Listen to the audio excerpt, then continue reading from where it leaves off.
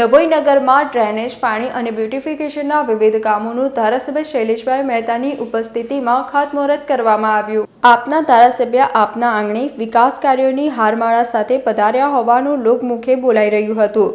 ડભોઈ નગરપાલિકા દ્વારા નગરના જુદા જુદા વિસ્તારોમાં સંખ્યાબંધ વિકાસ કાર્યો, પીવાના પાણીની લાઈનો, ડ્રેનેજ લાઈન અને સાથે નગરના વિવિધ વિસ્તારોમાં મિની ગાર્ડન ઊભા કરવા પાલિકાએ સ્વર્ણિમ જયંતિ મુખ્યમંત્રી શહેરી વિકાસ યોજના અંતર્ગત 28.54 લાખના ખર્ચે પાઇપલાઇન, વોર્ડ નંબર 6 અને 9માં ડ્રેનેજ લાઇન 37.29 લાખના ખર્ચે અને નિર્મળ ગુજરાત યોજનાના 14.2 લાખના ખર્ચે મિની ગાર્ડન અને બ્યુટિફિકેશન માટેના વિવિધ વિકાસ કાર્યોનું ખાતમુહૂર્ત કરવામાં આવ્યું। આ પ્રસંગે ડભોઈ ધારાસભ્ય શૈલેષભાઈ મહેતા, પાલિકા પ્રમુખ બિરેન શાહ, વિશાલ શાહ, વિરોધ પક્ષના નેતા સુભાષ ભોજવાણી સહિત પાલિકા સદસ્યો અને વિસ્તારના આગેવાનો ઉપસ્થિત રહ્યા હતા। નગરના વિકાસ કાર્યોને લઈ સ્થાનિક રહીશોમાં ખુશીની લહેર જોવા મળી હતી।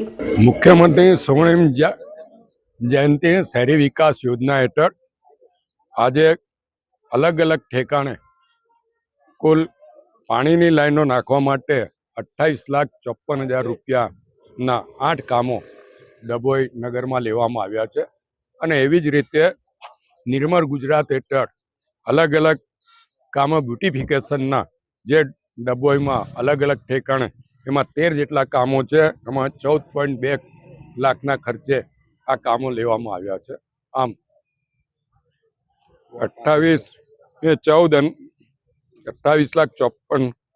14,02,000 આ કામો અલગ અલગ વોર્ડમાં આપવામાં આવે। ખાસ કરીને ward number 6, ward number 5, ward number 9 આ બધા વિસ્તારોમાં વિકાસના આ કામો લેવામાં આવ્યા છે। એ જ રીતે એસટી ડેપોથી લઈને દાબેલીવાળાની જે લારી વિજય દાબેલીવાળા તરીકે ઓળખાય છે ત્યાં સુધી 37.29,000ના ખર્ચે એટલે કે 37,29,000ના ખર્ચે સ્વર્ણિમ ગુજરાત મુખ્યમંત્રી શહેરી વિકાસ યોજના હેઠળ ગટર લાઇનનું કામ પણ આજે લેવામાં આવ્યું છે। આ રીતે લગભગ 60 લાખ ઉપરાંતના અલગ અલગ વિવિધ કામો આજે લેવામાં આવે છે। આમ ટોટલ મારવામાં જાઓ તો 6,20,00,000ના કામોનું આજે ખાતમુહૂર્ત ડભોઈ ખાતે કરવામાં આવ્યું છે। અને જે ભારતીય જનતા પક્ષના વિકાસની પરિભાષા છે એ વિકાસની પરિભાષાને અનુરૂપ આ બધા જ કામો હાથ પર લેવામાં આવ્યા છે અને નગરપાલિકાના તમામ સભ્યોને જેમને આનો લાભ લેવાનો છે તમામને